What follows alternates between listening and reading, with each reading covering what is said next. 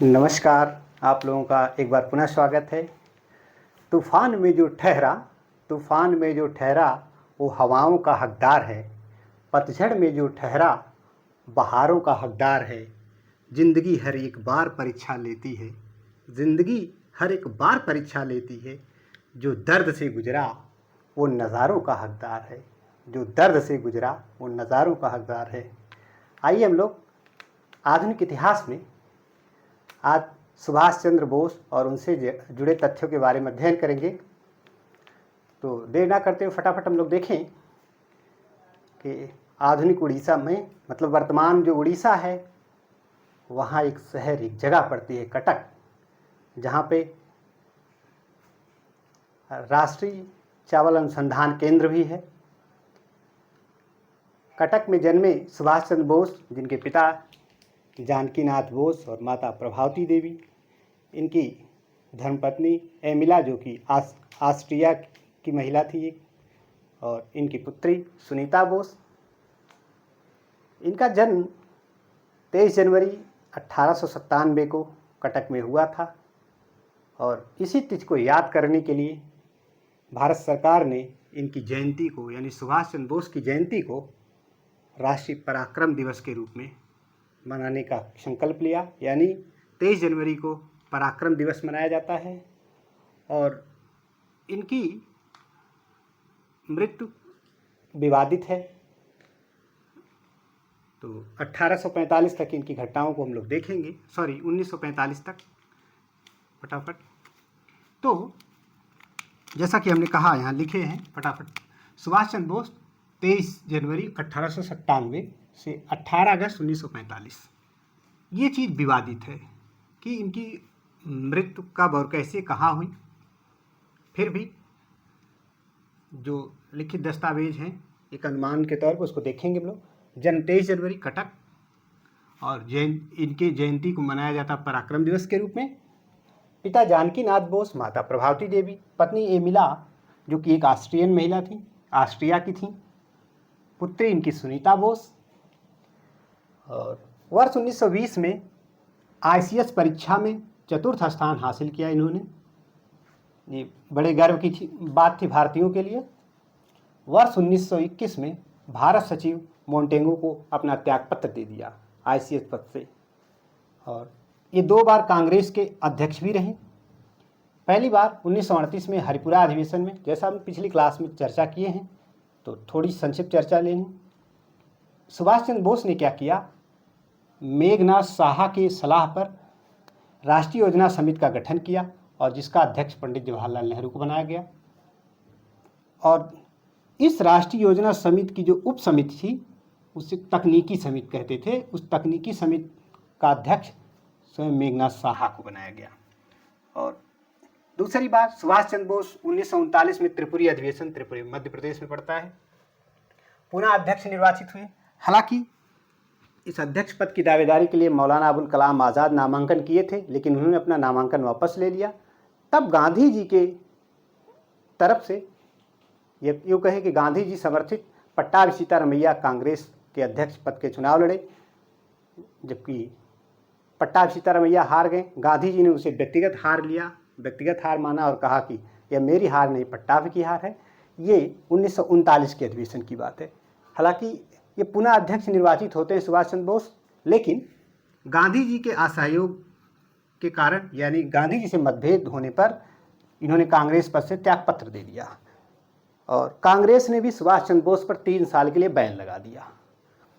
3 साल के लिए बैन लगा दिया, और सुभाष चंद्र बोस 3 मई 1939 में फॉरवर्ड ब्लॉक की स्थापना करते हैं या गठन करते हैं। और सुभाष चंद्र बोस, अब हालवेल की प्रतिमा थी, स्टैचू था हाल कलकत्ता में। तो चूँकि हालवेल जो है, जब सिराजुद्दौला ने आक्रमण किया था, तो कहा जाता कि ब्लैक होल ट्रेजेडी नामक घटना घटित हुई थी कि अंग्रेज सिपाहियों को बंद कर दिया था एक कोठरी में, जिसमें बहुत लोगों की जान गई। उसी में हालवेल था, हालवेल बाल बाल बच गया, ऐसा ही आरोप लगा था हालवेल। तो उनकी शहादत को याद करने के लिए अंग्रेज़ों ने हालवेल नामक स्मारक कलकत्ता में बना रखा था। तो सुभाष चंद्र बोस को लगता था कि गुलामी का प्रतीक है। सुभाष चंद्र बोस ने 1940 में हालवेल की प्रतिमा तोड़ डाली, यानी फॉरवर्ड ब्लॉक के समर्थकों ने, अनुयायियों ने हालवेल का जो स्मारक बना था कलकत्ता में, उसको ध्वस्त कर दिया, जिसके एवज में सुभाष चंद्र बोस को जेल जाना पड़ा। सुभाष चंद्र बोस को जेल जाना पड़ा और उन्हें उनके घर में ही नज़रबंद कर दिया गया, कलकत्ता निवास पर।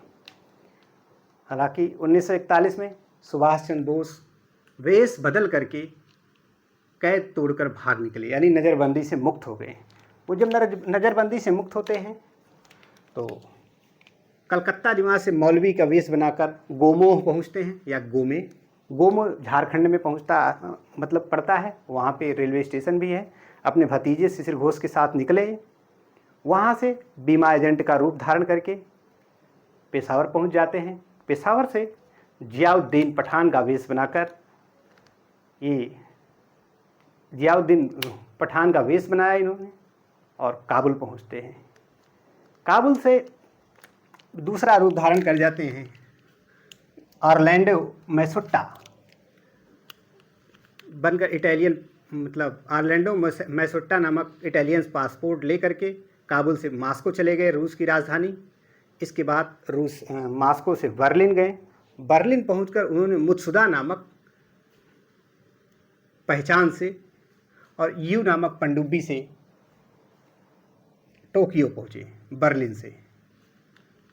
तो वहाँ जा कर के रासबिहारी बोस से मिले, जो कि इंडियन इंडिपेंडेंस लीग की स्थापना किए थे। इन तमाम बातों को हम लोग 1 बाय 1 लिखेंगे, लेकिन आप इस बात को नोट कर लीजिए।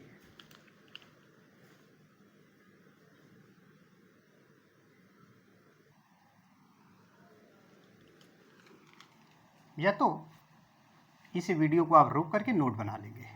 मैं इसे मिटाता हूँ, आगे की घटना लिखता हूँ। और हाँ, ये जो हालवेल की प्रतिमा, ये वही हालवेल था जो 1756 में इसी की मूर्ति लगाकर स्मारक बनाया गया था। तो जैसा कि हम पिछली क्लास में इसको पढ़ा चुके हैं, पिछली क्लास में आप लोगों ने पढ़ा होगा, ब्लैक होल ट्रेजेडी सिराजुद्दौला और ने जब फोर्ट विलियम पर हमला किया था, उस समय की घटना है। तो अब देखते हैं, सुभाष चंद्र बोस जब हालवेल की प्रतिमा या स्मारक ध्वस्त कर देते हैं, इनके समर्थक यानी फॉरवर्ड ब्लॉक के जो समर्थक थे, अनुयायी थे, हालवेल की प्रतिमा को ध्वस्त कर देते हैं। उस संदर्भ में 1940 में उनको अपने घर में नज़रबंद कर दिया गया, सुभाष चंद्र बोस को। अच्छा, लेकिन नज़रबंद किया गया था 1941 में, नज़रबंदी से मुक्त होने में सफल हो गए। वर्ष 1941 में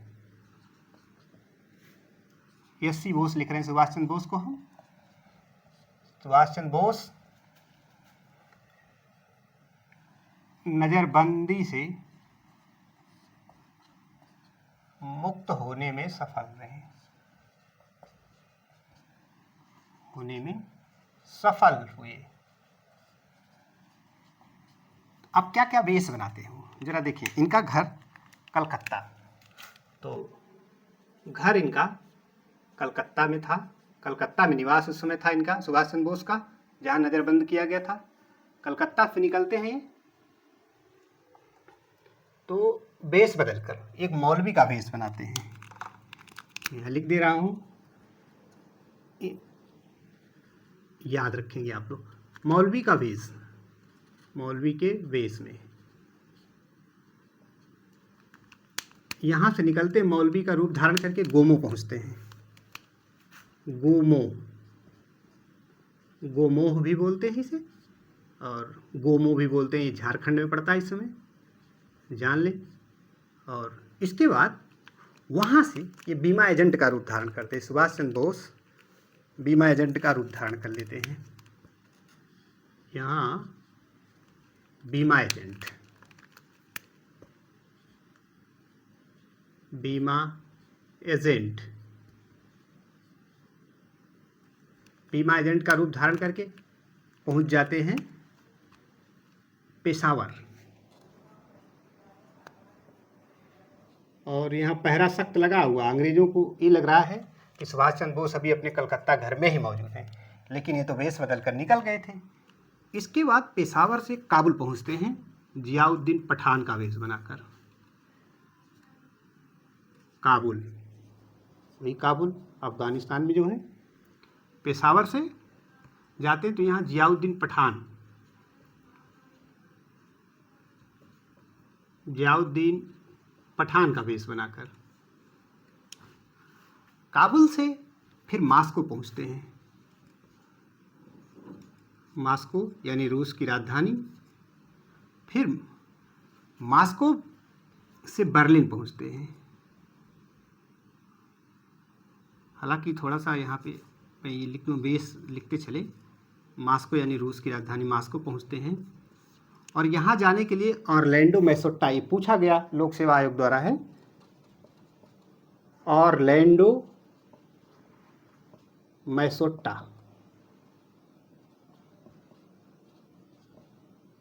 ऑरलैंडो मैसोट्टा नामक पासपोर्ट धारण करते हैं। ये इटालियन पासपोर्ट था, मतलब इटली का नागरिक बन के जाते हैं। इटालियन पासपोर्ट लेकर के पहुंच जाते हैं मास्को। मास्को से पुनः ये बर्लिन जाते हैं। बर्लिन, अब पासपोर्ट वही है, उसी वेश में बर्लिन पहुंचते हैं और बर्लिन पहुंच करके बर्लिन अब मुत्सुदा नामक व्यक्ति बन जाते हैं। यानी अभी अपनी पहचान यहाँ ऑरलैंडो मैसोट्टा बने थे, जब बर्लिन पहुंच जाते तो मुत्सुदा बन जाते हैं और मुत्सुदा बन करके सुभाष चंद्र बोस पहुंच जाते हैं टोक्यो। और ये जिससे जाते हैं वो यू नामक पनडुब्बी से, तो ये पहुंचते हैं टोक्यो, जापान। और यू नामक पनडुब्बी, जो जिस पनडुब्बी से गए थे, पूछा जाता है कि किस पनडुब्बी से सुभाष चंद्र बोस बर्लिन से टोक्यो पहुंचे थे, तो यू नामक पनडुब्बी से। पनडुब्बी का नाम जो था जलपोत का, उसका नाम था यू। तो इसे आप नोट कर लें फटाक से।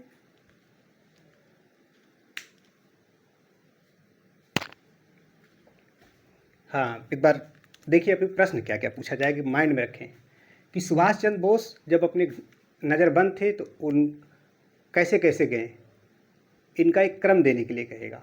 सबसे पहले कलकत्ता थे, कलकत्ता से निकल के गोमोह पहुँचे, गोमोह के बाद पेशावर पहुँचे, पेशावर से काबुल पहुँचे, काबुल से फिर बर्लिन पहुँचते हैं, बर्लिन से मास्को क्या बोलते हैं, हाँ, काबुल से मास्को पहुँचते हैं, मास्को से फिर बर्लिन पहुँचते हैं, बर्लिन से फिर टोक्यो पहुँचते हैं। ये क्रम है। लेकिन प्रश्न अब तक जो पूछा गया है कि पेशावर से, काबुल से किस नाम से गए थे वो, तो ऑरलैंडो मैसोट्टा। पेशावर से निकले थे जियाउद्दीन पठान के नाम से।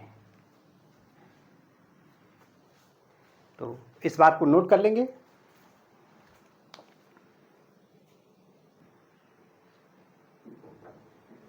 जैसे ही आप लोग करके भी नोट बना लेंगे। तो आप देखते हैं कि जब ये जर्मनी पहुंच जाते बर्लिन में जब पहुंचे थे तो वहीं पर जाकर इन्होंने जय हिंद का नारा दिया था। यहीं पर सुभाष चंद्र बोस ने जय हिंद का नारा दिया, जय हिंद का नारा दिया। कहाँ पर? बर्लिन में पहुंचकर। और महात्मा गांधी को राष्ट्रपिता कहकर संबोधित किया। तो मैं मिटा रहा हूँ। और यहीं पर सबसे पहले बर्लिन में ही इन्हें नेताजी कहा गया, सुभाष चंद्र बोस को नेताजी कहा गया।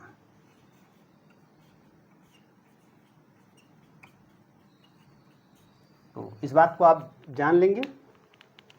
मिटा रहे हैं कि जब बर्लिन पहुंचते तो वहाँ जय हिंद का नारा देते हैं और यहाँ ही पर इन्हें नेताजी कहा गया। अब इन नज़रबंदी से जब मुक्त होकर पहुंचते हैं जापान तो क्या क्या होता है। ज़रा इन बातों को हम लोग देखें। ये जाते हैं रास बिहारी बोस से मिलते हैं। उस बात को बताने से पहले हम देखते हैं, दो बातों की चर्चा करेंगे। पहले हम करेंगे आज़ाद हिंद फौज। आज़ाद हिंद फौज, इसमें कंफ्यूज नहीं होना है। देखना, आज़ाद हिंद फौज जिसे इंडियन नेशनल आर्मी भी कहा गया, Indian national army, Azad Hind फौज, इसकी स्थापना कौन करता है? कैप्टन मोहन सिंह। ध्यान देना, सुभाष चंद्र बोस नहीं इसके संस्थापक थे। कैप्टन मोहन सिंह, कैप्टन मोहन सिंह ने जापानी अधिकारी थे। जापानी अधिकारी, इसका नाम था फुजिवारा तथा एक सिख साधु थे वहीं पर, सिख साधु, उनका नाम था ज्ञानी प्रीतम सिंह। ज्ञानी प्रीतम सिंह के साथ मिलकर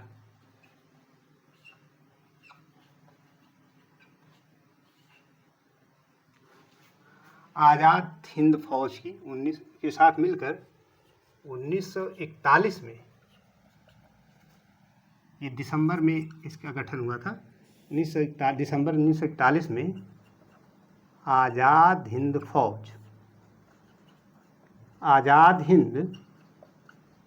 फौज की स्थापना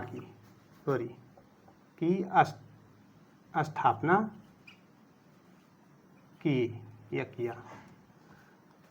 एक बात ये जाने, दूसरी बात यहाँ और जान लेते हैं। Indian independence league, Indian independence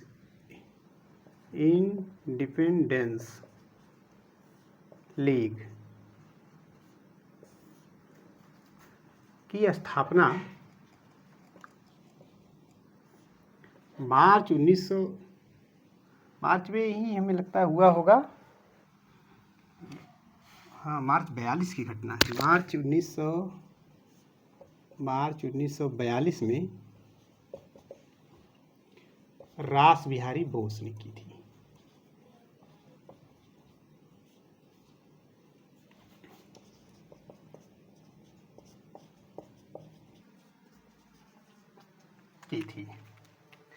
अब होता क्या है कि दोनों का संयुक्त सम्मेलन होता है। मैं अगर इसे शॉर्ट में आई, इंडियन इंडिपेंडेंस लीग, IIL कह दूं, और आज़ाद हिंद फौज को INA कह दूं, तो शॉर्ट में या स्पेस बचाने के चक्कर में, या इस तरह कहें कि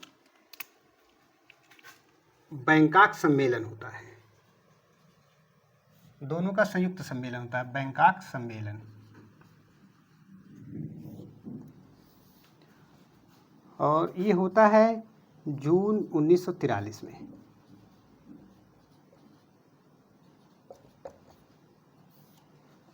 और यहाँ पे एक बात थोड़ा सा मेंशन करें कि सुभाष चंद्र बोस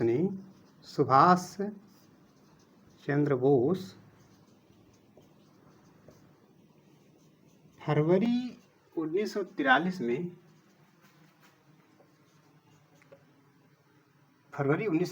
में रास बिहारी बोस से मुलाकात की।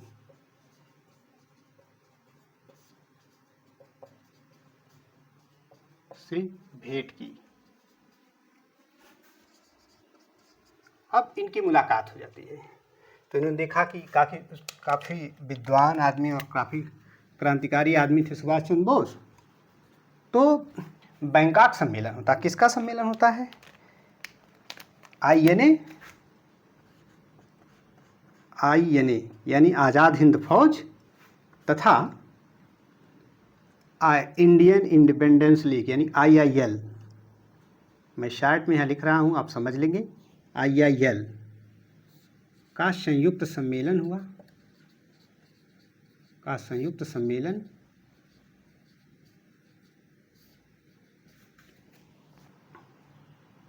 का, या यूं कहें का संयुक्त सम्मेलन नहीं बल्कि बैंकॉक सम्मेलन था ही, को संयुक्त करके इसका नेतृत्व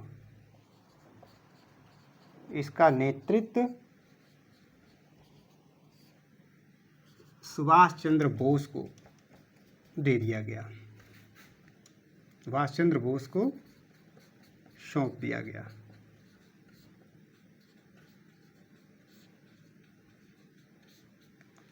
तो यानी आज़ाद हिंद फौज के जो संस्थापक थे कैप्टन मोहन सिंह और जापानी अधिकारी फुजिवारा और एक सिख साधु थे जिनका नाम था ज्ञानी प्रीतम सिंह, तीनों ने मिलकर आज़ाद हिंद फौज की स्थापना की।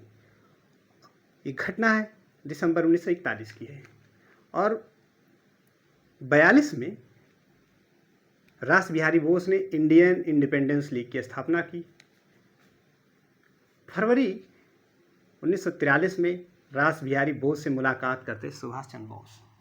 अब क्या होता है कि इंडोनेशिया का द्वीप या इंडोनेशिया में पड़ता है बैंकॉक में एक सम्मेलन होता है जहां दोनों संगठनों को यानी आज़ाद हिंद फौज, इंडियन इंडिपेंडेंस लीग को संयुक्त कर दिया गया और इसकी बागडोर सुभाष चंद्र बोस को दे दी गई। इस बात को नोट कर लीजिए। बल्कि नेतृत्व सौंपा नहीं गया था बल्कि सौंपने की बात कही गई, सौंपने की बात हुई कि अब कहा गया था कि इन दोनों संगठनों को मिलाकर आईएनए ही रहेगा, यानी आज़ाद हिंद फौज का नेतृत्व सुभाष चंद्र बोस को सौंप देना चाहिए, ऐसा विचार लाया गया बैंकॉक सम्मेलन में। लेकिन आगे फिर सिंगापुर सम्मेलन होता है 4 जुलाई 1943 को और इसकी बागडोर दे दी जाती है, आईएनए की बागडोर सुभाष चंद्र बोस को। और इसी अधिवेशन में दिल्ली चलो का नारा दिया गया। 5 जुलाई 1943 को फिर पुनर्गठन होता है आईएनए का। उसमें गांधी, नेहरू, सुभाष, आज़ाद नामक रेजिमेंट बनाए गए और एक महिला की सैन्य टुकड़ी बनाई गई महिलाओं की, जिसे रानी झांसी रेजिमेंट कहा गया। और उसका नेतृत्व कैप्टन लक्ष्मी सहगल कर रही थी। वही लक्ष्मी सहगल जो राष्ट्रपति चुनाव में अब्दुल कलाम के अगेंस्ट में चुनाव लड़ी थी, वही लक्ष्मी सहगल। मजे की बात यह है कि न कभी अब्दुल कलाम कोई टिप्पणी करते थे न लक्ष्मी सहगल, दोनों ही देशभक्त थे, दोनों बड़ी महान हस्ती थी। तो ये पहली महिला थी जो राष्ट्रपति चुनाव के लिए प्रतिभाग की थी, लक्ष्मी सहगल। तो इन बातों को हम थोड़ा सा नोट कर लें फटाफट।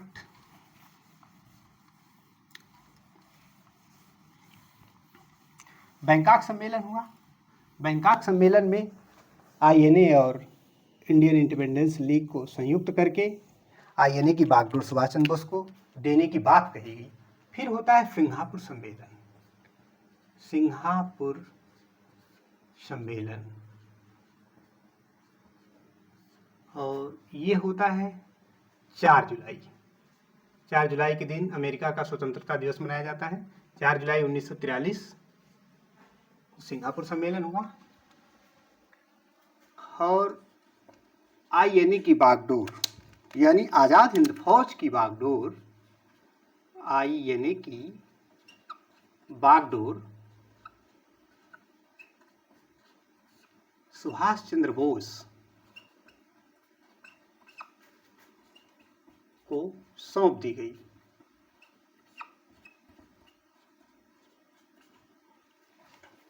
सुभाष चंद्र बोस ने 5 जुलाई एससी बोस ने 5 जुलाई 1943 को आईएनए यानी इंडियन नेशनल आर्मी का पुनर्गठन किया पुनर्गठन किया। पुनर्गठन करने के बाद गांधी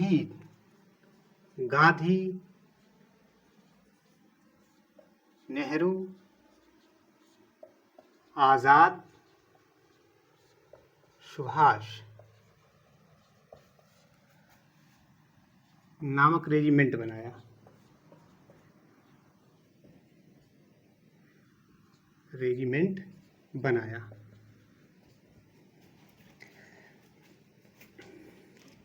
इन सैनिकों को नेहरू जी बिगड़े हुए देशभक्त कहते थे।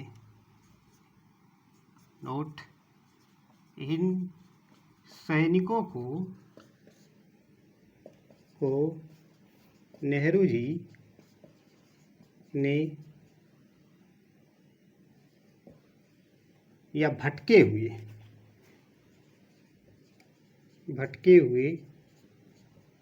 देशभक्त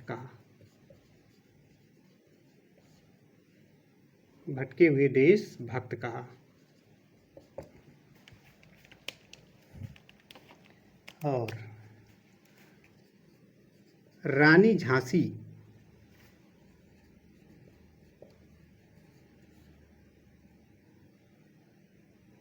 रेजिमेंट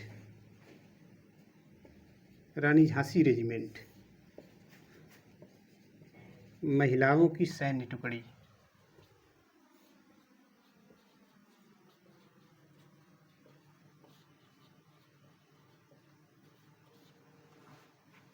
बनाया।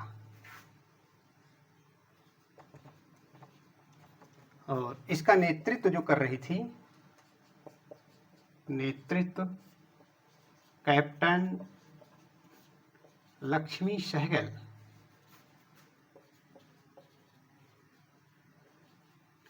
जो कि भारत के राष्ट्रपति पद के लिए प्रथम महिला उम्मीदवार थी। लक्ष्मी सहगल, जो कि अब्दुल कलाम के समक्ष मतलब चुनाव लड़ी थी।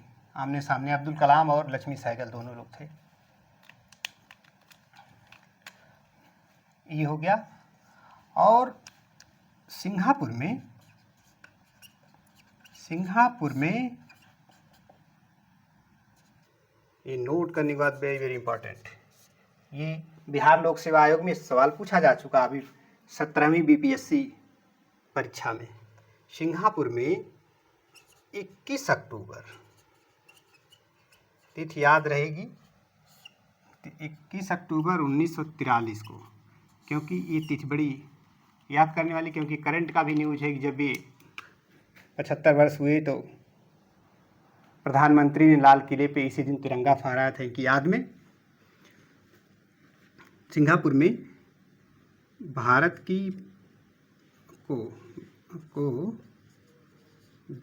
की पहली स्वतंत्र सरकार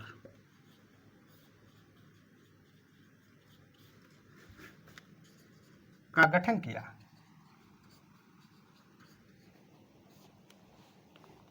पहली स्वतंत्र सरकार का गठन किया।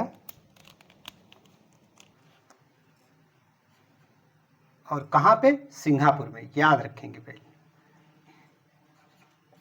इस सरकार को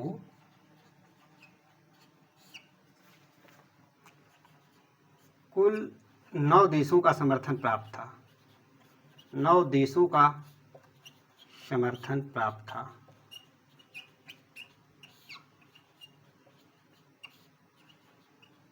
अब देखें, फिर मैं यही गेस करूंगा कि कुल कितने देशों का समर्थन प्राप्त था। ये एग्जाम में पूछे जाने वाला पॉइंट है। 9 देशों का समर्थन प्राप्त था। वो देश कौन थे? देश थे चीन, जापान, कोरिया, चीन, Japan, Korea, Thailand, Singapore, 1 2 3 4 5 Singapore, Germany, Italy, Burma, आज जो म्यांमार वो पहले बर्मा था, 1 2 3 4 5 6 7 8 और एक देश था आयरलैंड। ये 9 देश थे जो कि सुभाष चंद्र बोस की सरकार को समर्थन देते थे, भारत की पहली स्वतंत्र सरकार को। इस बात को नोट कर लीजिए। और इसमें अगर कोई पूछा जाने वाला सबसे ज़बरदस्त प्रश्न है तो यही है, और कहाँ से? सिंगापुर में। किस तिथि को? 21 अक्टूबर 1943 को। और रानी झांसी रेजिमेंट का नेतृत्व कर रही थी captain Lakshmi Sahgal. Note down.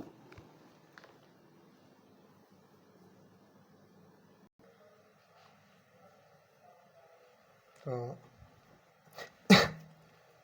इसको आप रोक करके नोट बना लेंगे, आगे की हम बात बताएं। अब आज़ाद हिंद फौज के बारे में थोड़ी सी चर्चा करें।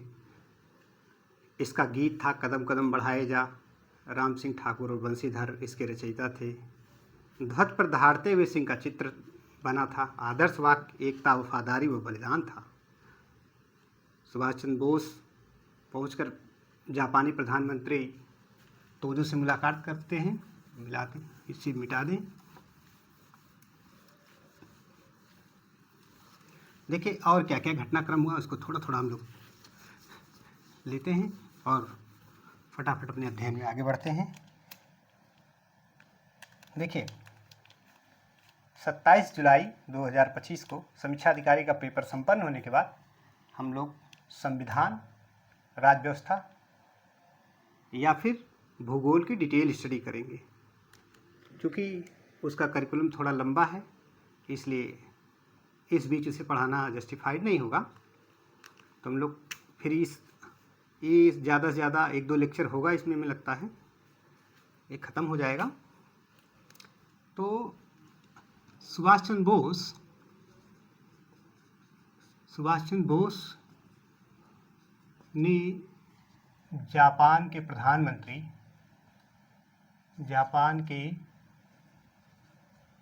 प्रधानमंत्री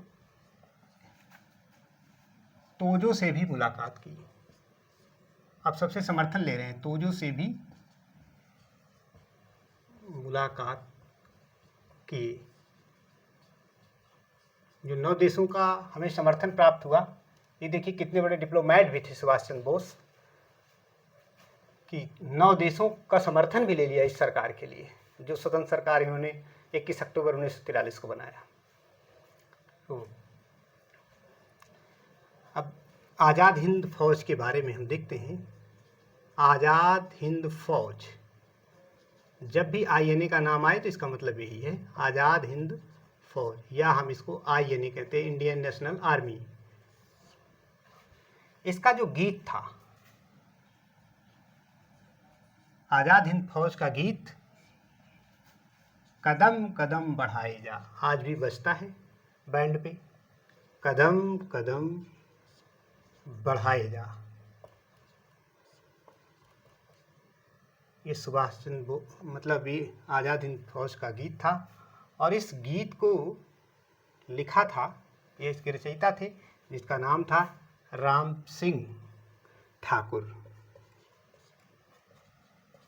राम सिंह ठाकुर तथा बंशीधर द्वारा रचित।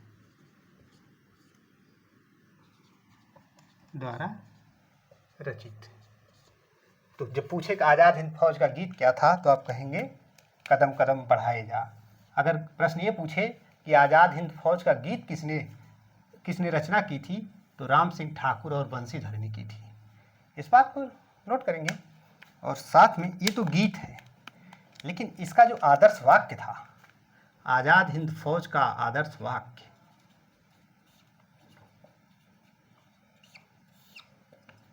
आदर्श वाक्य था एकता, वफादारी, बलिदान। एकता, वफादारी और बलिदान।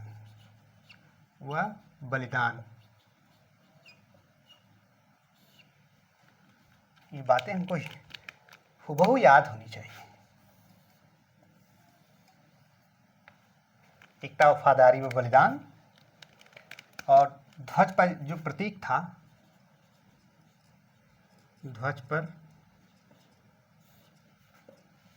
दहाड़ते हुए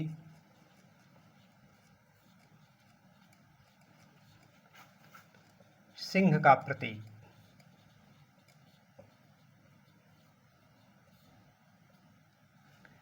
ये थी। और मलेशिया पहुंचते हैं। मलेशिया पहुंच करके इन्होंने नारा दिया, एससी बोस ने मलेशिया से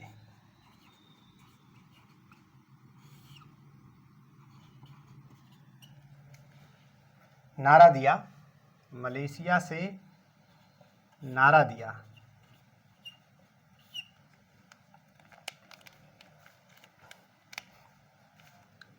दिया, तुम मुझे खून दो,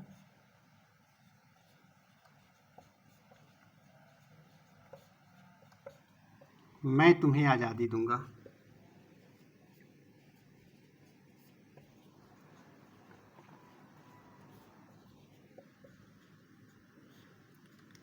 ध्यान देने की बात यह है कि तुम मुझे खून दो, मैं तुम्हें आज़ादी दूंगा।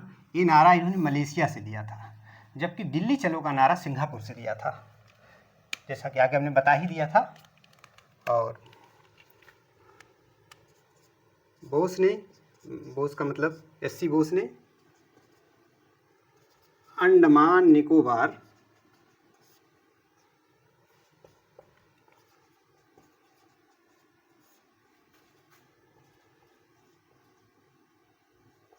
द्वीपों का नाम स्वराज व शहीद व स्वराज रखा। शहीद व स्वराज रखा। जब और भारत की बाद में, यानी जब नरेंद्र मोदी की सरकार आई, इसके बाद स्वराज और शहीद द्वीपों का नाम भी पड़ गया है, इस समय रखा गया है। और आईएनए मतलब रेडियो से, यानी आज़ाद हिंद रेडियो से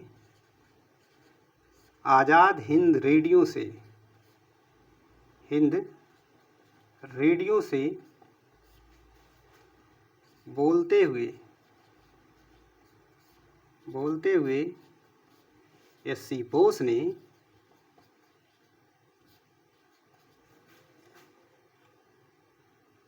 गांधी जी को राष्ट्रपिता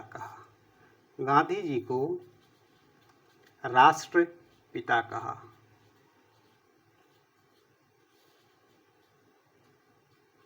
अगर आपसे कोई पूछे कि राष्ट्रपिता किसने कहा था सबसे पहले, तो सुभाष चंद्र बोस ने कहा था। नोट कर लीजिए।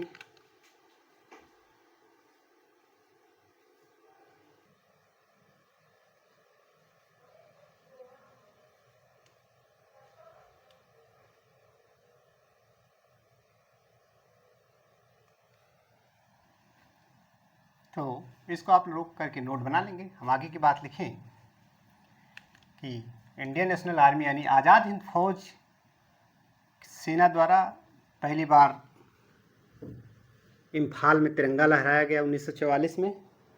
और आईएनए के सदस्य थे कर्नल शौकत मली, उन्होंने तिरंगा लहराया। और 1945 में आज़ाद हिंद फौज ने आत्मसमर्पण कर दिया। तो इसको मैं यहाँ पे लिखता हूँ।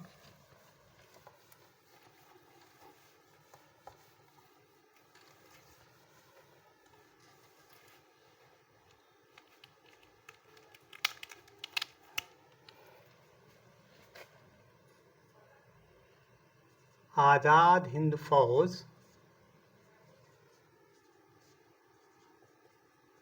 द्वारा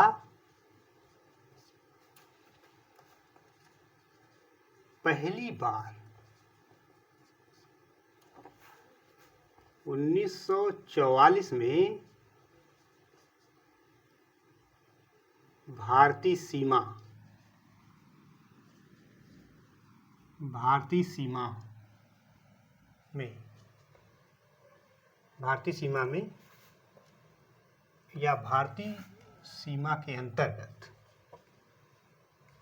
के के अंतर्गत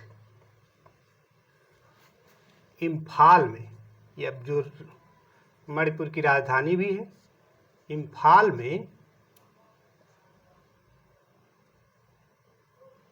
में शौकत मलिक द्वारा, यानी शौकत मलिक आज़ाद हिंद फौज के सदस्य थे। ये शौकत मलिक, पूरा नाम इनको विभूषित करते हैं कर्नल शौकत मलिक। कर्नल शौकत मलिक द्वारा तिरंगा लहराया गया।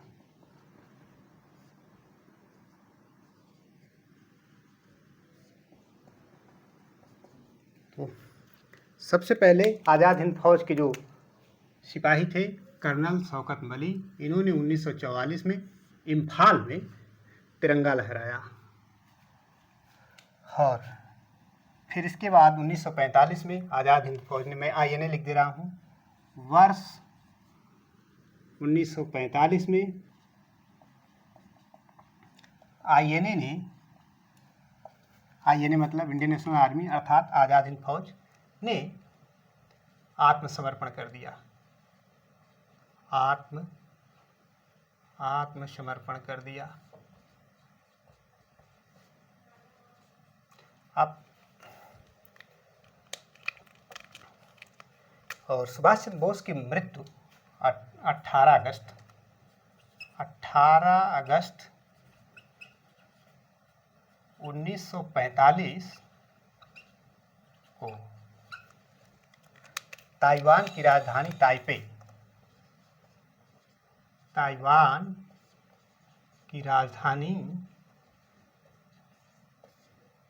ताइपे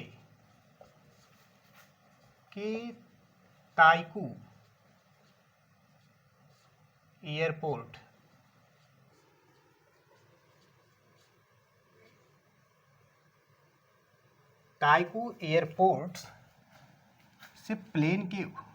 से जहाज के उड़ने के कुछ समय बाद ही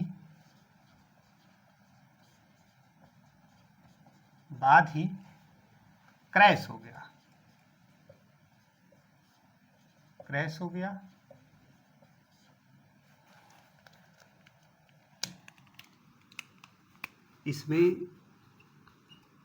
इसमें सुभाष चंद्र बोस की मृत्यु हो गई। सुभाष चंद्र बोस की मृत्यु हो गई। ये विवादित है, मैं ये बात लिख दे रहा हूँ यहाँ पे कि ये भी चीज़ विवादित है।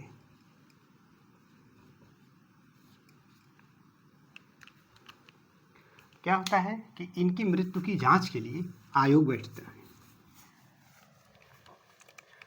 मृत्यु की जांच के लिए गठित आयोग, मृत्यु की जांच के लिए गठित आयोग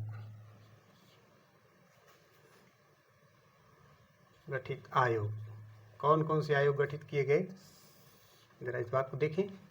पहला था शाहनवाज आयोग। पहला आयोग था शाहनवाज आयोग।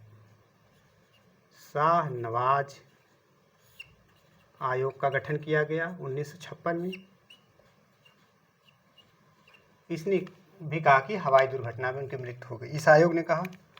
और दूसरा आयोग था खोसला आयोग।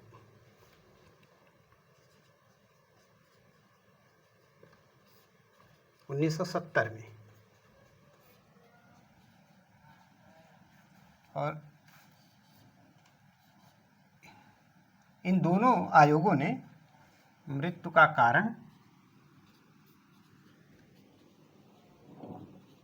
कारण हवाई दुर्घटना बताया।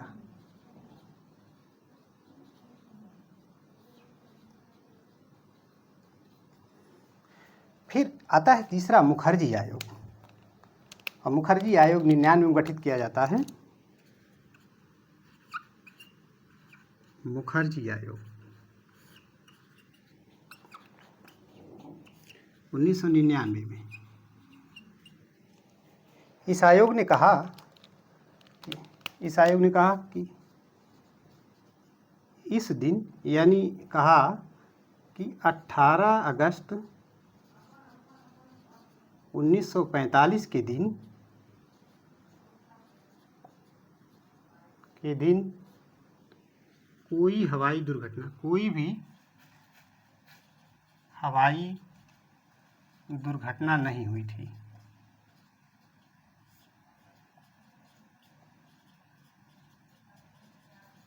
तो विवाद है, लेकिन आपसे अगर प्रश्न पूछा जाएगा कि सुभाष चंद्र बोस की मृत्यु के लिए कौन से आयोग गठित किए गए, तो 3 आयोग अब तक गठित किए गए हैं।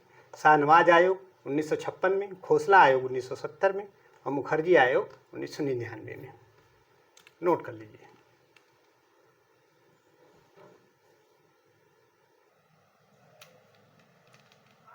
इसको नोट कर लेंगे और रोक के नोट कर लीजिए, आगे की बात हम नोट कर देते फटाफट। तो अब देखिए टिप्पणियाँ कौन कौन करते हैं। गांधी जी ने कहा देशभक्तों के भक्त हैं। गांधी जी ने सुभाष चंद्र बोस को देशभक्तों का भक्त कहा। गांधी जी ने एस.सी. बोस को देशभक्तों का भक्त कहा। देशभक्तों का भक्त कहा। पूछा जाता है कि किसने कहा देशभक्तों का भक्त, तो गांधी जी कहते हैं। नेहरू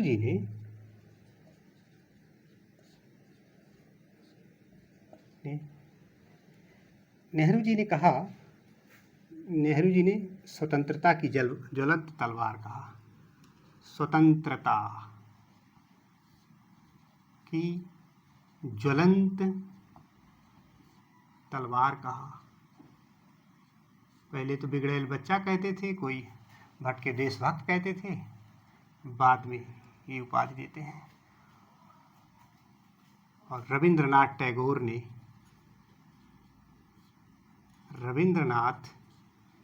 टैगोर ने राष्ट्रनायक कहा। सुभाष चंद्र बोस को रविंद्रनाथ टैगोर ने राष्ट्रनायक कहा।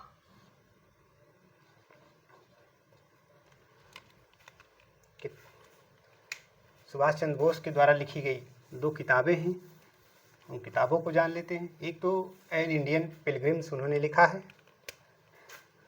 एस.सी. बोस यानी सुभाष चंद्र बोस द्वारा लिखी गई पुस्तकें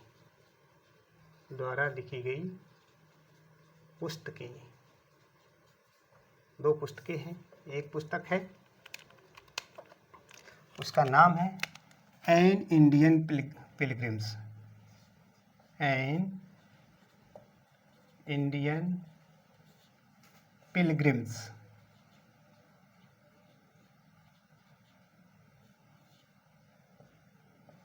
इसमें सुभाष चंद्र बोस ने 1897 से लेकर के 1920 की घटनाओं का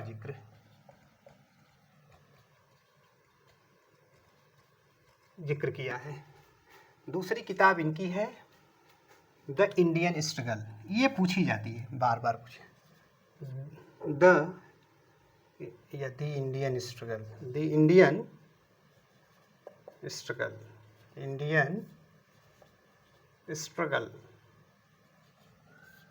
स्ट्रगल।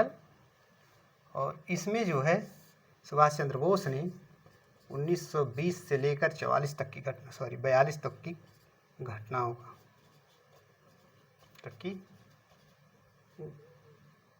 की घटनाएं का जिक्र किया है।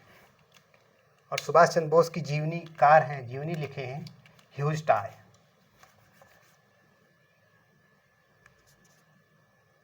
सुभाष चंद्र बोस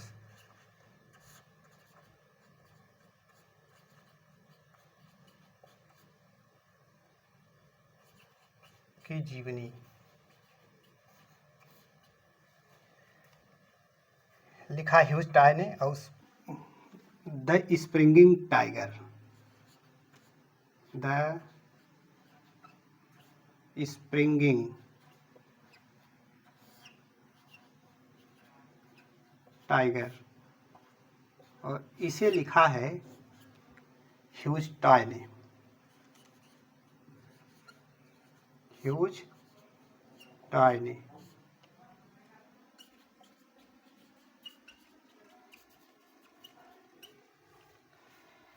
तो इस तरह से आगे की घटनाओं का हम लोग अध्ययन अगली क्लास में करेंगे। आज के लिए इतना ही। आपका समय शुभ हो।